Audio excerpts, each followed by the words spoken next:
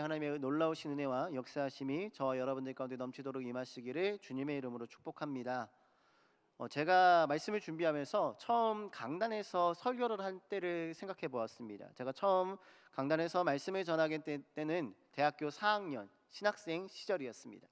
그 당시 저는 서울의 한 교회에서 중고등부 교사로 섬기고 있었습니다. 보통은 이 중고등부를 담당하시는 전도사님께서 설교를 해주셨는데, 당시 신학생이었던 저와 제 친구를 위해서 전도사님께서 5주가 있는 달은 저와 제 친구가 번갈아 가며 설교를 할 수 있는 기회를 주셨습니다. 그러면서 이제 전도사로 사역을 나가기 위한 준비를 해라, 이러한 말씀을 하셨던 것이 기억이 납니다. 그래서 처음 제가 이제 중고등학생들 대상으로 말씀을 준비하던 그런 때가 있었습니다. 그때 설교를 준비하면서 굉장히 불안한 마음과 두려운 마음을 가졌던 것을 기억하고 있습니다. 제가 왜 그렇게 불안하고 떨었냐면은 신학교를 4년을 다니면서 성경에 대한 수업도 듣고 개인적으로도 성경을 많이 읽었는데요, 이제 막상 말씀을 전하려고 설교를 준비하려고 이게 성경을 다시 한번 펴보니 성경에 대해서 전혀 모르는 것 같은 두려움이 몰려왔습니다. 지금 내가 설교를 준비하려고 하는 이 말씀이 성경적인 내용인가 하는 의심과 무서운 마음이 들려왔다라는 것입니다. 그래서 굉장히 힘든 시간을 보냈는데요, 그때 담당 전도사님께서 많이 도와주셔서 그 설교 시간을 열심히 준비해서 설교를 했던 기억이 납니다. 그때 이후로 지금 14년 정도가 흘렀습니다. 제가 25살에 첫 설교를 했었고 지금 제 나이가 39입니다. 14년 동안 정말로 많은 설교들을 설교단에서 성도님들과 또한 학생들에게 전파하였습니다. 그러다 보니 예전만큼의 부담감은 조금은 옅어졌습니다. 그러나 최근에 설교를 준비하면서 설교를 전하면서 한 가지 부담감이 저의 마음속에 찾아왔습니다. 그 부담감은 무엇이었냐면 성경에 대한 것이 아니었습니다. 저에게 다가오는 부담감은 그동안 전한 나의 설교들을 되돌아보며 내가 그 설교대로 살아가고 있느냐 하는 것이었습니다. 그동안 정말로 수없이 많은 설교들을 전했으면서 그 설교의 내용이 성경 말씀에 맞추어서 전하려고 노력했지만 내가 그 말씀대로 살아가려고 노력했는지가 제 마음에 부담감으로 다가오기 시작했다라는 것입니다. 왜냐하면 내가 하나님의 말씀을 전하는 목회자로서의 직분을 감당하고 있는데 나 자신부터가 말씀대로 살아가고 있지 않으면, 말씀대로 살아가지 못한다면 다른 사람들이 볼 때에 이 내가 전하는 말씀을 하나님의 말씀으로 생각하고 그대로 살아가려고 노력하지 않을 것이기 때문입니다. 왜냐하면 나 자신조차도 내가 전하는 말씀이 하나님의 말씀으로 여기고 있지 않는 것처럼 여겨지기 때문입니다. 그래서 저 스스로에게 말씀대로 살아가고 있느냐라는 고민과 부담감이 찾아오기 시작했습니다. 이러한 생각을 한 계기는 이번 중고등부 여름 수련회 때문이었습니다. 이번 중고등부 여름 수련회 때 저는 우리 중고등부 아이들에게 마음의 중심에 하나님을 모시고 살아가는 삶이란 무엇인지에 대해서 말씀을 전했습니다. 그때 전했던 설교의 내용 중에 하나가, 하나님께서 우리 마음의 중심에 계시기만 한다면 우리의 삶에 어떠한 고난과 어려움이 찾아와도 우리는 믿음이 흔들리지 않고 굳건한 믿음 안에서 그 어려움과 고난을 이겨낼 수 있다는 것을 이야기하였습니다. 그러면서 아이들에게 권면하였던 것이 무엇이었냐면 하나님을 향한 믿음을 삶의 가장 최우선순위로 둘 것을 이야기하였습니다. 그와 동시에 예시로 이야기했던 것이 고3 수험생 시절이 된다 하더라도 하나님을 예배하는 일에 빠지지 말라라고 전했습니다. 왜냐하면 중고등학교 시절에 가장 신앙이 흔들리기 쉬울 때가 이 고3 시절이기 때문입니다. 신앙생활을 열심히 하다가 남들만큼 공부를 하지 못해서 대학에 떨어질 것 같은 불안감들이 아이들을 하나님으로부터 멀어지게 만드는 시기이기 때문입니다. 그래서 아이들에게 하나님을 중심에 모시고 하나님을 예배하며 하나님의 뜻대로 살아가다가 세상 사람들이 보기에 실패를 경험하는 것이 하나님을 떠나서 세상 사람들이 성공이라고 말하는 것을 얻는 것보다 낫다라고 이야기했습니다. 더불어서 하나님을 예배하다가 만약 고3 수험생들이 대학에 떨어지더라도 그것은 인생의 실패가 아니라 하나님과 하나님의 뜻과 계획 안에 있는 그러한 시간이라고 이야기하였습니다. 여러분들이 들으시기에 어떠하십니까? 너무나 성경적인 이야기 아닙니까? 고3의 시기에 하나님을 열심히 예비하고 하나님을 마음의 중심에 모시고 하나님의 향한 굳건한 믿음 안에서 어떠한 환난과 어려움이 오더라도 넘어지지 말라라는 이야기였습니다. 제가 이렇게 고3 수험생 친구들에게 좀 이렇게 신랄하게 이야기할 수 있었던 이유는 이번 여름 수련회 때 고3 친구들이 정말로 많이 왔기 때문입니다. 청소년들이 한 50명 넘게 좀 참석을 했었는데 고3 친구들만 15명 정도가 수련회에 참석했습니다. 심지어 이제 수능이 100일도나 채 남지 않았는데 찬양팀으로서 수련회를 섬긴 친구들이 고3 친구들이 무려 4명이나 되었습니다. 이러한 친구들이 더 굳건한 믿음 안에서 살아가기를 바라는 마음에서 그 친구들에게 더 열심히 신앙생활 하라고 권면하였던 것입니다. 그러면서 고3 아이들에게, 또한 거기서 듣는 아이들에게 이야기하였습니다. 여러분들이 좋은 대학에 붙기를 목사님은 바라지만 혹 대학에 떨어진다 하더라도 그것이 하나님의 뜻과 계획 안에 있기 때문에 믿음이 흔들리지 말고 더 열심히 신앙생활 하기를 바란다라는 이야기를 했습니다. 그리고 그러한 여러분들의 모습을 보며 여러분들의 후배들이 하나님을 향한 굳건한 믿음이 무엇인지를 보여주라고 이야기했습니다. 그리고 나서 아이들과 결단 기도를 했습니다. 정말로 우리가 들었던 말씀처럼 하나님을 최우선으로 여기고 하나님의 말씀 안에서 하나님을 중심에 모시고 살아가는 그런 중고등학생들이 되자고 열심히 기도했습니다. 그리고 아이들의 기도하는 모습을 보면서 저는 너무나 큰 은혜를 받았습니다. 제가 그동안 수없이 많은 수련회를 집회를 인도해 왔지만 이번 수련회처럼 아이들이 열심히 기도하고 은혜 받는 모습을 본 적이 없었던 것 같습니다. 서로가 서로를 위해서 손잡고 기도해주고 말씀을 따라 살기로 결단하는 모습을 보면서 아이들만 은혜를 받는 수련회인 줄 알았는데 하나님께서는 그 수련회를 통해서 저 또한 은혜를 받게 하셨습니다.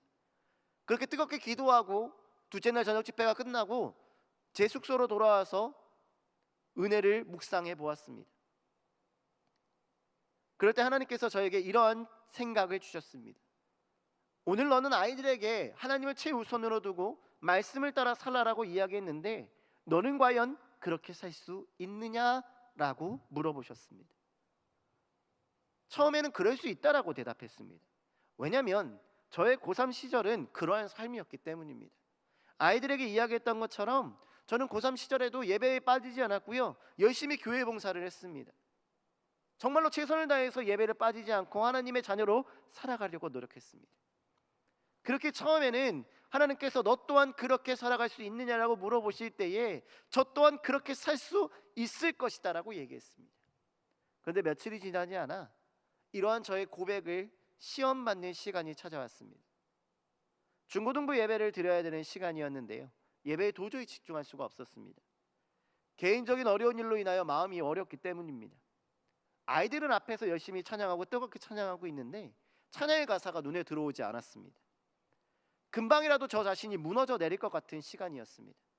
아이들의 찬양이 끝나면 이제 설교를 하러 올라가야 되는데 준비한 설교의 원고가 눈에 하나도 들어오지 않고 머릿속에는 하나도 설교의 말씀이, 내용이 생각나지 않았습니다. 그러면서 나에게 왜 이러한 일들이 일어났는지 원망하는 마음이 생기며 흔들리지 않을 것 같았던 제 믿음이 흔들리는 것 같은 느낌을 받았습니다. 현재의 상황과 문제를 바라보니 너무나 마음이 어려웠던 것입니다. 그런데 그 순간 수련회 둘째 날 밤 하나님께서 저에게 주셨던 은혜가 다시 한번 생각났습니다. 인생의 어려운 순간, 고난의 순간 너는 과연 그렇게 할 수 있겠느냐는 하나님의 말씀이 생각났습니다. 그리고 그때 바로 지금이 그 순간이라는 생각이 들었습니다. 그래서 아이들이 찬양하고 있는 중에 혼자 열심히 기도했습니다. 흔들리지 않는 믿음을 달라고 기도했습니다. 하나님이 주셨던 그 은혜와 말씀을 지키게 해달라고 기도했습니다. 그러자 마음에 신기한 변화가 찾아왔습니다. 여전히 상황은 변하지 않고 어려웠지만 마음의 평안이 찾아왔고 감사가 찾아왔습니다.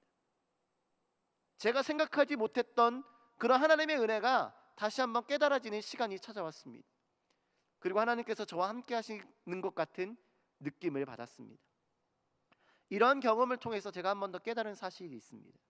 그것은 이 세상을 살아가면서 흔들리지 않는 믿음을 가지고 살아가는 일은 정말 어려운 일이라는 사실을 말입니다. 많은 그리스도인들이요, 때때로 그들의 삶에 찾아오는 고난과 어려움 때문에 넘어집니다. 신앙의 연수가 오래되고 교회에서 많은 봉사를 하고 있는 사람도 갑자기 찾아오는 고난에 넘어져 신앙을 잃어버린 일들을 많이 보게 됩니다. 실제로 제가 목사로 사역을 하다 보면 예전에 열심히 교회를 다녔다라고 고백하는 사람들을 종종 만나게 됩니다. 뿐만 아니라 교회 생활을 열심히 하다가 갑자기 교회를 떠나는 사람들도 만나게 됩니다. 그들의 인생에 찾아오는 고난이 그들을 넘어뜨려 하나님을 떠나는 모습을 너무나 많이 옆에서 보게 된다라는 것입니다. 사랑하는 성도 여러분, 그리스도인으로서 믿음을 지키며 흔들리지 않는 신앙으로 살아가는 일은요, 매우 어려운 일입니다. 그래서 오늘도 우리는 이러한 흔들리지 않는 믿음을 위해서 기도하고 노력하는 그리스도인들이 되어야 한다라는 것입니다. 그러면 오늘 우리는요, 우리가 그리스도인으로서 흔들리지 않는 믿음, 반석과 같은 믿음 위에서 살아가기 위해서는 어떻게 해야 되는지를 생각해 보고자 합니다. 먼저 그리스도인들이 왜 고난에 넘어지는 것일까요? 그리스도인들이 인생에 찾아오는 고난에 넘어지는 이유는 무엇일까요? 그것은 그리스도인들의 인생에 찾아오는 고난이 예고 없이 찾아오기 때문입니다. 또한 그 고난이 우리의 능력을 넘어서기 때문입니다. 우리 오늘 본문 말씀 24절 말씀을 함께 읽어보도록 하겠습니다. 24절의 말씀입니다. 함께 읽겠습니다. 시작. 배가 이미 육지에서 술이나 떠나서 바람이 거스름으로 물결로 말미암아 고난을 당하더라. 아멘. 오늘 읽었던 본문의 말씀을 보면요, 예수님께서는 기도하러 산에 가셨고 제자들은 바다를 건너고 있었습니다. 배를 타고 건너고 있었습니다. 아시다시피 이 배를 타고 건너는 제자들 중에는요, 어부인 제자들도 있었습니다. 그렇기 때문에 배를 타고 물을 건너는 일은요, 바다를 건너는 일은요, 이들에게 너무나 쉬운 일이었습니다. 그런데 그들에게 예상치 못한 거센 바람이 일어났습니다. 베테랑 선원이었던 어부였던 그들도 배를 어쩌지 못할 정도의 위협이 찾아왔습니다. 전혀 예상치 못한 순간에 그들에게 어려움이 찾아왔다는 것입니다. 이와 같이 우리의 찾아오는 고난도요, 우리가 예상하지 못한 순간에 찾아옵니다. 그렇기 때문에 우리의 믿음이 흔들리는 것입니다. 예전에 예능에 나온 격투기 선수가 이런 얘기를 한 적이 있습니다. 사람을 다운시키는 펀치는 온 힘을 다해서 휘두르는 펀치가 아니라 예상치 못한 곳에서 나오는 가벼운 펀치라는 것이었습니다. 이처럼 많은 그리스도인들이 믿음이 흔들리는 이유는 누구나 다 아는 큰 고난 때문이 아니라 예상치 못하게 찾아오는 고난들로 인해서 흔들리게 된다라는 것입니다. 뿐만 아니라 오늘의 본문의 말씀뿐만 아니라 성경의 다른 곳을 보아도 예상치 못한 고난으로 힘겨워했던 사람의 이야기가 한 군데 더 있습니다. 오늘 저희는 그 인물도 함께 생각해 보고자 합니다. 바로 귀신 들린 아이를 둔 아버지의 이야기입니다. 여러분들도 잘 아시는 사람일 것입니다. 예수님이 기도하러 간 사이에 제자들에게 찾아와 자신의 아들의 귀신 들린 것을 고쳐달라고 했던 그 아버지의 이야기 말입니다. 이 아버지도요, 갑자기 귀신 들린 아들 때문에 너무나 고통스러운 시간을 보내야만 했습니다. 왜 그의 가정에, 왜 그의 자녀에게 이런 일들이 일어났습니까? 모릅니다. 어렸을 때부터 아이가 귀신에 들려 경련하고 거품을 물게 됐다라고 성경은 기록하고 있습니다. 아버지의 입장에서는 갑자기 찾아온 고난에 힘겨워할 뿐이라는 것입니다. 우리의 믿음을 흔들어 놓는 고난들은요, 갑자기 찾아옵니다. 예상치 못할 때 찾아옵니다. 그리고 우리의 능력을 뛰어넘습니다. 그래서 어떤 사람들은 우리 안에 은혜가 넘치면 이러한 고난은 이겨낼 수 있을 거라 얘기합니다. 우리 안에 은혜가 넘칠 때에는 고난이 찾아오지 않는다라고 이야기합니다. 우리 안에 은혜가 넘치면 아무런 문제가 없다라고 얘기합니다. 그러나 사랑하는 성도 여러분, 우리의 삶에 고난이 찾아오는 것은요, 우리 안에 믿음이 뜨거울 때 찾아올 수 있다라는 사실을 기억하시기 바랍니다. 오늘 본문의 제자들이 이러한 바다에서 고난을 당하기 바로 직전의 상황이 어떤 상황인지 아십니까? 바로 오병이어의 기적을 경험한 뒤였습니다. 예수님께서 보리떡 5개와 물고기 2마리로 5,000명의 장정을 먹였던 그 기적을 바로 옆에서 보았습니다. 심지어는 그들이 직접 보리떡 5개와 물고기 2마리로 사람들에게 먹을 것을 나눠 주었습니다. 그들은 그 기적의 한가운데 있던 사람들이었습니다. 12제자는 그 기적을 경험하며 뭐든지 할 수 있을 것이란 자신감과 은혜가 넘쳤을 것입니다. 그런데 그 바로 직후 그들의 목숨을 위협하는 고난이 그들을 찾아온 것입니다. 구약의 엘리야의 이야기를 또한 생각해 보시기를 바랍니다. 갈멜산에서 이방 선지자들과 싸움에서 대승한 이후 이세벨 영이 그를 죽이겠다라고 이야기하자 그의 마음은 낙심되었습니다. 이처럼 우리의 인생에서 감당 못할 고난과 어려움은 우리의 믿음이 뜨겁다고 해서 찾아오는 것이 아니라 우리의 믿음과 상관없이 갑자기 우리를 넘어뜨리려고 찾아옵니다. 그러므로 사랑하는 성도 여러분, 우리의 인생에 고난이 찾아오는 것을 이상히 여기지 마시기 바랍니다. 우리의 인생에 고난이 찾아올 때에 하나님의 방법으로 그 고난을 이겨내려고 노력하시는 저와 여러분들 되시기를 주님의 이름으로 축복합니다. 그런데 많은 그리스도인들이요, 인생에 고난이 찾아올 때 잘못된 방법으로 이 고난을 해결하려고 합니다. 앞서 이야기했듯이 우리의 인생에 찾아오는, 갑작스럽게 찾아오는 이 고난을 만날 때 사람들은요, 먼저 어떤 행동을 하냐면 자신의 힘으로써 이 고난을 해결해 보려고 노력합니다. 오늘 본문의 제자들을 보시기 바랍니다. 베테랑 선원이었던, 베테랑 어부들이었던 제자들조차도 힘든 바람을 만났을 때 그들은 어떻게 행동하고 있습니까? 우리 오늘 본문의 사건을 다루고 있는 다른 복음서의 말씀인 마가복음 6장 48절의 말씀을 한번 읽어보도록 하겠습니다. 함께 읽겠습니다. 시작. 바람이 거스름으로 제자들이 힘겹게 노젓는 것을 보시고 밤 사경쯤에 바다 위로 걸어서 그들에게 오사 지나가려고 하시네. 아멘. 이 제자들이 어떻게 하고 있었다라고 기록하고 있습니까? 제자들이 힘겹게 노를 저었다라고 기록하고 있습니다. 여기서 힘겹게라는 단어를 원어로 보면요, 바사니조라는 단어인데요, 이 단어의 뜻은 고문하다, 고통을 주다라는 뜻을 가지고 있습니다. 다시 말해서 제자들은요, 그 바람에 맞서서 고문을 당하는 것 같은 고통을 느끼며 노를 젓고 있었다라는 것입니다. 최선을 다해서 그 일을 해결해 보려고 노력했다라는 것입니다. 그러나 사랑하는 성도 여러분, 사람이 자연을 맞설 수 있습니까? 인간이 자연을 거스를 수 있습니까? 그럴 수 없습니다. 제자들의 이러한 모습은요, 의미 없는 행동처럼 보입니다. 어리석은 행동처럼 보입니다. 그런데 고난을 맞이했을 때에 우리의 힘으로 고난을 이겨내려고 하는 우리의 모습이 그런 어리석은 모습과 같다라는 것입니다. 고난은, 지금 제자들이 당하고 있는 이 고난은 그들의 역량을 뛰어넘은 고난입니다. 파도와 바람을 그들이 어찌할 수 없는 것처럼 그들의 힘으로 해결할 수 없는 고난입니다. 그런데 그들은 그러함에도 자신의 힘으로 그것을 해결해 보려고 노력하고 있다는 것입니다. 많은 그리스도인들이요, 문제가 생겼을 때 자신의 힘으로 그것을 해결해 보려고 합니다. 몸부림칩니다. 그런데도요, 고난은 해결되지 않습니다. 잘못된 방법으로 해결하려고 하기 때문입니다. 그런데 자신의 힘으로 해결하지 못하는 문제라는 것을 깨닫게 되면요, 사람들은 그 다음에 어떻게 행동하는지 아십니까? 우리 앞서 함께 보았던 귀신 들린 아이를 둔 아버지의 이야기를 생각해 보고자 합니다. 이 아버지는 어떻게 자신의 아들의 문제를 해결하려고 했습니까? 마가복음 9장 18절의 말씀입니다. 우리 말씀 함께 읽어보도록 하겠습니다. 함께 읽겠습니다. 시작. 귀신이 어디서든지 그를 잡으며 거꾸러져 거품을 흘리며 이를 갈며 그리고 파리해는지라.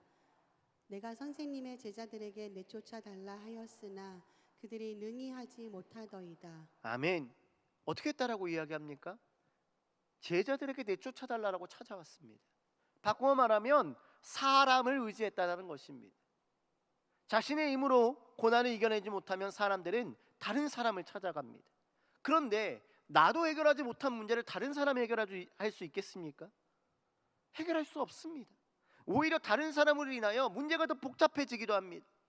저나 그나 똑같은 인간이기 때문에 이 고난을 해결할 문제가 없기 때문에 이 문제는요, 우리의 힘으로 도저히 해결할 수 없는 문제라는 것입니다. 그러므로 사랑하는 성도 여러분, 여러분들의 인생에 고난과 어려움이 찾아올 때요, 자신을 의지하지 마시기 바랍니다. 내 힘을 의지하지 마시기 바랍니다. 내가 어떻게든 문제를 이겨내려고 하지 마시기 바랍니다. 우리가 아무리 노력해도 바다는 이길 수 없습니다. 바람을 이길 수는 없습니다. 사람을 의지해도 그 문제를 해결할 수 없습니다. 그러면 어떻게 해야 우리의 고난이 찾아올 때 이 문제를 해결할 수 있습니까? 그리스도인으로서 올바른 해결 방법은 무엇입니까? 정답은 간단합니다.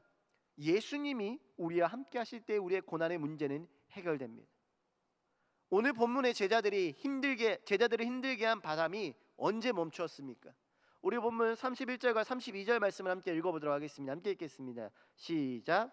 예수께서 즉시 손을 내밀어 그를 붙잡으시며 이르시되 믿음이 작은 자여 왜 의심하였느냐 하시고 배에 함께 오름에 바람이 그치는지라.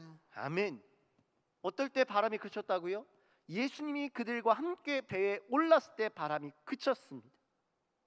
귀신 들린 아이를 둔 아버지도 마찬가지입니다.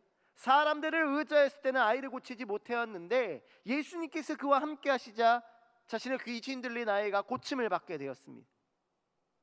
우리의 인생에서 찾아오는 고난들은요, 우리의 힘으로 해결하는 거 아니라, 사람을 의지해서 해결하는 게 아니라 예수님으로부터 해결받아야 한다라는 사실입니다. 우리의 삶 가운데 예수님께서 함께 하실 때, 우리가 주님과 함께 동행할 때에, 우리가 주님 곁에 머무를 때에 우리의 삶에 찾아오는 어려움과 고난들은 해결됩니다. 그리고 우리는 이러한 사실의 말씀을 너무나 많이 들어왔습니다. 그리고 실제로 기도할 때에, 하나님의 은혜로 하나님과 동행할 때에 우리 안에 있는 문제들이 해결되는 것도 경험했습니다. 그러나 또다시 우리의 삶 가운데 문제가 발생했을 때에 우리는 또다시 불안함과 두려움을 느낍니다. 왜냐하면 하나님과 같이 살아가려고 노력해도 현재의 상황이 우리를 불안하게 만들기 때문입니다. 제자들의 탐배를 위협했던 파도와 바람처럼 삶의 어려움과 문제가 우리의 신앙을 끊임없이 흔들어 놓기 때문입니다. 앞서 이야기했던 것처럼 예상치 못한 문제가 우리를 흔들고, 삶의 어려움이 우리의 마음을 흔들고 예수님을 바라보지 못하게 만들기 때문입니다. 그래서 신앙을 오래한 사람이나 교회의 중직들이나 심지어는 목회자들까지도 고난이 찾아올 때 좌절하고 낙심하고 신앙이 흔들리기도 하는 것입니다. 그러나 사랑하는 성도 여러분, 우리는 잊지 말아야 합니다. 우리의 문제를 해결하실 분은 예수님밖에 없습니다. 예수님만이 우리의 문제를 해결할 수 있습니다. 아무리 예상치 못한 고난이 우리의 마음을 흔들어 놓고 우리의 믿음의 눈을 가리고 예수님을 바라보지 못하게 한다 하더라도, 우리가 그것에 마음을 뺏기지 않으면요, 우리가 그것을 바라보지 않고 예수님만 바라보면요, 우리의 신앙은 굳건한 반석 위에 있을 수 있습니다. 반대로 말하면 우리의 마음이 문제에 마음을 뺏기고 시선을 뺏기면요, 우리의 믿음은 모래 위에 지은 집처럼 무너지고 만다라는 것입니다. 그럼 우리가 어떻게 고난 가운데 예수님을 바라보며 예수님과 함께 할 수 있습니까? 바로 예수님의 말씀에 순종하면 됩니다. 오늘 우리가 읽었던 본문의 말씀에서 제자들을 괴롭게 했던, 그들이 극복할 수 없을 것 같았던 바람과 파도를 극복하며 그 파도를 걸었던 사람이 나옵니다. 누구입니까? 베드로입니다. 베드로가 그 파도를 걸을 수 있었던 이유는 무엇입니까? 예수님께서 그에게 말씀하셨기 때문입니다. 예수님께서 그에게 말씀하셨고 베드로가 그 말씀에 순종했기 때문입니다. 그럴 때 그는요, 그 바람과 바람을 헤치고 파도를 위를 걷는 기적을 경험할 수 있었던 것입니다. 귀신 들린 아이를 고침받은 아버지도 마찬가지였습니다. 예수님께서 그에게 믿음 없음을 책망하시자 그는 자신이 믿는다라고 소리치며 믿음 없음을 용서해달라고 이야기했습니다. 그가 예수님께서 자신의 아이를 고칠 수 있을 것이라는 믿음으로 반응했을 때에 그의 아들을 괴롭히던 귀신이 쫓겨남을 당하게 되었습니다. 사랑하는 성도 여러분, 우리의 인생에서 고난이 찾아올 때 우리의 믿음이 흔들릴 수 있습니다. 우리가 불안할 수 있습니다. 우리가 떨릴 수 있습니다. 그럴 때 그런 불안함과 떨림을 물리칠 수 있는 것은 말씀을 실천하는 일입니다. 이미 우리는 너무나 많은 하나님의 말씀을 들었습니다. 그 말씀대로 실천할 때에 우리는요, 우리의 능력으로 해결할 수 없을 것 같은 고난을 이겨낼 수 있게 되는 것입니다. 베드로가 바다 위를 걸었던 것처럼 베드로가 그 파도를 극복했던 것처럼 우리가 말씀 가운데 실천한다면, 말씀을 신뢰하며 실천할 때에 하나님의 역사하심이 여러분들의 삶 가운데 나타나게 된다라는 것입니다. 그동안 우리가 수없이 많이 들었던 성경의 말씀을 삶으로 실천할 때에 예수님께서는 그 말씀처럼 우리의 삶 가운데 역사해 주실 것입니다. 그러므로 사랑하는 성도 여러분, 지금 여러분들 가운데 여러분들을 괴롭게 하는 고난의 문제가 있으십니까? 물질의 문제, 건강의 문제, 자녀의 문제, 또는 여러 가지 삶의 문제들이 여러분들을 괴롭게 하십니까? 그리고 여러분들의 믿음을 흔들고 있습니까? 그렇다고 한다면 더욱 하나님의 말씀대로 살아가려고 노력하시기를 바랍니다. 여러분들이 알고 있는 그 말씀대로 살아가고 노력할 때에 답도 없을 것 같은 커다란 문제가 해결되는 놀라운 역사가 일어날 것입니다. 사랑하는 성도 여러분, 그리스도인의 신앙은요, 말로 이루어지지 않습니다. 그리스도인의 신앙은요, 그리스도인들의 믿음은요, 오래된 신앙의 연수로 이루어지지도 않습니다. 우리의 신앙은 우리가 들은 말씀을 삶으로 실천할 때에 믿음으로 증명되어 가는 것입니다.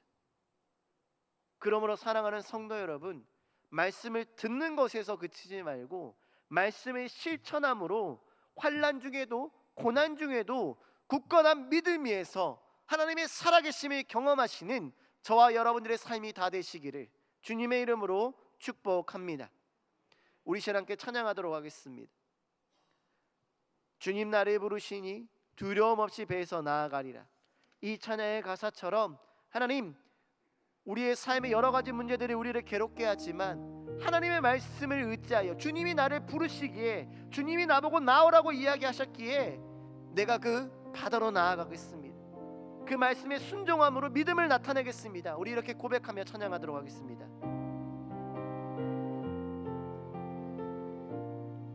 주님 나를 부르시니, 주님 나를 부르시니 두려움 없이 배에서 나아가리라. 주님 나를 부르시니 주님 내게 오라시니, 주님 보고 계시기에, 주님 보고 계시기에 의심치 않고 바다를 걸어가리라.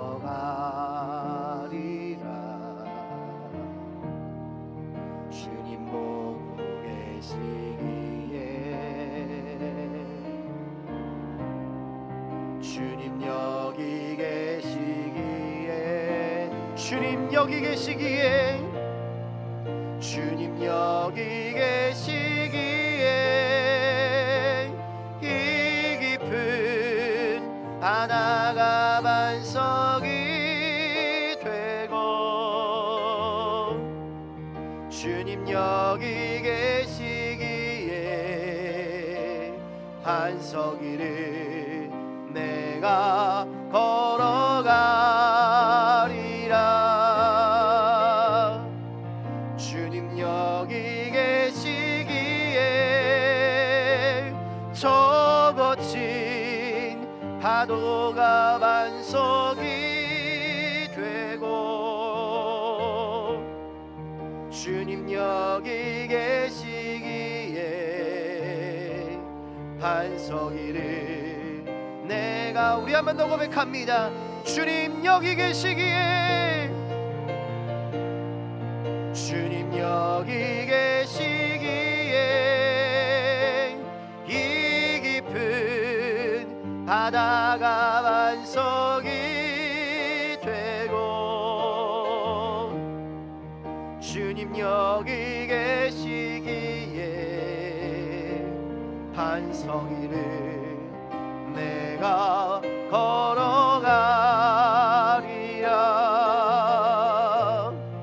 주님 여기 계시기에 저 거친 파도가 반석이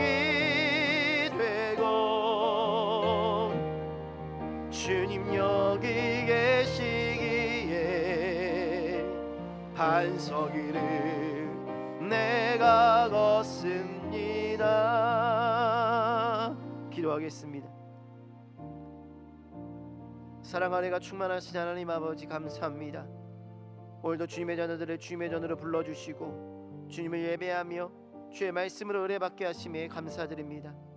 오늘 우리에게 주신 말씀을 통하여 우리의 신앙과 우리의 삶을 되돌아봅니다. 우리는 때때로 풍랑과 같은 고난 앞에 두려워하며 우리의 힘과 사람을 의지하려는 연약함을 드러냅니다. 이러한 우리의 연약함을 주님 불쌍히 여겨 주시옵소서. 그러나 우리의 삶을 변화시키고 풍랑과 같은 고난을 잠잠케 하시는 분은 하나님뿐임을 다시 한번 깨닫게 하셨사오니 그 말씀을 따라 주님만을 의지하는 우리들 되게 하여 주시옵소서. 주님께서 말씀하셨기에 불가능한 바다로 나아갑니다. 하나님의 말씀에 순종하면 나의 힘으로 해결하지 못하는 그 바다가 반석이 될 줄 믿사오니 아버지, 지금 우리를 괴롭게 하는 이 모든 문제들로부터 우리를 자유케 하여 주시옵소서. 나의 힘으로 해결하지 못하는 문제들이 우리를 괴롭게 합니다. 물질의 문제, 자녀의 문제, 가족의 문제, 삶의 여러 가지 문제가 나를 괴롭게 하며 믿음 흔들리게 하고 하나님으로부터 멀어지게 만듭니다. 도저히 아무런 희망도 없는 것처럼 느끼게 만듭니다. 그러나 주님, 이 앞이 보이지 않는 상황에서 주의 말씀을 실천하며 주님을 신뢰하며 흔들리지 않는 믿음 위에 살기를 원하오니 우리의 삶을 인도하시고 이끌어 주시옵소서. 그리하여서 우리의 삶에 어떠한 고난이 찾아온다 하더라도 이리저리 흘러가는 그러한 믿음이 되는 것이 아니라 굳건한 반석에 세워진 집과 같이 하나님을 향한 믿음을 가지고 하나님과 동행하며 살아가는 우리 원주중앙교회 모든 성도들 되게 하여 주시옵소서. 주님, 또한 간절히 기도하옵기는 이제 모든 여름 사역들이 끝났습니다. 뜨거웠던 여름의 날씨만큼 우리 교회 가운데 뜨겁게 역사하셨던 주님의 은혜와 사랑을 마음에 품고 온전한 그리스도인으로 살아가는 우리 교회 모든 성도들이 되게 하여 주시옵소서. 또한 주님의 은혜에 감사하여 예물을 올려드린 손길도 있습니다. 안옥순 권사님 성교예물 11조금 또한 감사예물 주님께 올려드렸습니다. 이 예물 주님께서 기뻐 받아주시었고 하나님의 놀라운 역사하심이, 놀라운 은혜가 이 가정에 넘치게 임하게 하여 주시옵소서. 또한 이 시간 주님께 간절한 마음으로 예배하는 모든 심령들의 마음 가운데 오늘의 말씀이 흘러가지 않게 하시고 열매 맺게 하여 주시어서 30배 60배 열매 맺는 놀라운 역사 일어나게 하여 주시옵소서. 이 모든 말씀을 주 예수 그리스도의 이름 받들어 간절히 기도드렸습니다. 아멘. 우리 다 같이 일어나셔서 왕이신 나의 하나님 찬양하도록 하겠습니다.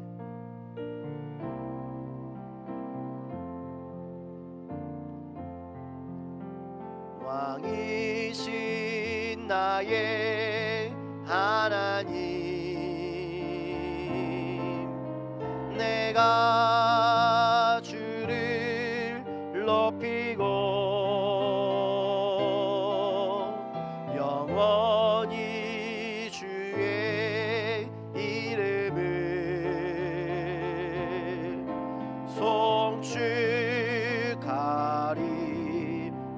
송축하리이다. 왕이신 나의 하나님, 왕이신 나의 하나님, 내가 주를 높이고 영원히 주의 이름을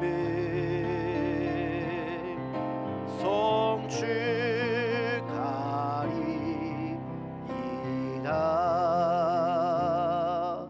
주기도문 하시겠습니다. 하늘에 계신 우리 아버지, 아버지의 이름을 거룩하게 하시며 아버지의 나라가 오게 하시며 아버지의 뜻이 하늘에서와 같이 땅에서도 이루어지게 하소서. 오늘 우리에게 일용할 양식을 주시고 우리가 우리에게 잘못한 사람을 용서하여 준 것 같이 우리 죄를 용서하여 주시고 우리를 시험에 빠지지 않게 하시고 악에서 구하소서. 나라와 권능과 영광이 영원히 아버지의 것입니다. 아멘.